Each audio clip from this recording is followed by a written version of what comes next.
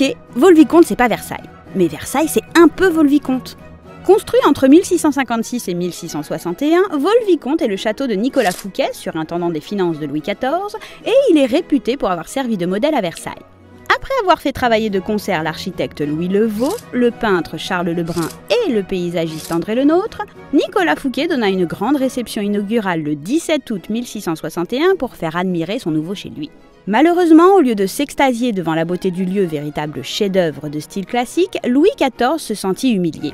Comment un simple surintendant pouvait-il avoir quelque chose de plus fastueux que lui ?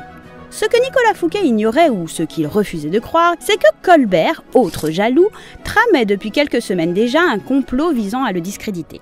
La petite fête du 17 août fut donc la goutte d'eau qui fit déborder le vase. Le soir même, le roi décida de se débarrasser de son surintendant et le fit arrêter par D'Artagnan 3 semaines plus tard. Sur ces événements, Voltaire aura ces mots célèbres. Le 17 août à 6h du soir, Fouquet était le roi de France. À 2h du matin, il n'était plus rien.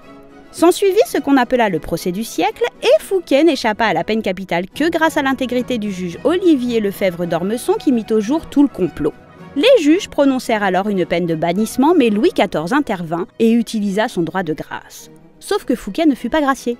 Pour la seule et unique fois de toute l'histoire, le roi brisa la sentence des juges et ordonna la prison à vie. Fouquet passa le reste de ses jours enfermé à Pignerol. Une fois débarrassé de Fouquet, Louis XIV fit appel au même collège de maîtres d'œuvre, Lenôtre, Lebrun et Levaux, à qui il commanda la réhabilitation de l'ancien pavillon de chasse de Louis XIII à Versailles.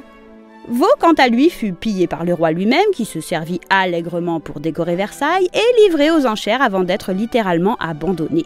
Aujourd'hui, il ne doit son salut qu'à Alfred Sommier, qui en fit l'acquisition à l'occasion d'une enchère publique en 1875 et qui entreprit de lui redonner toute sa splendeur.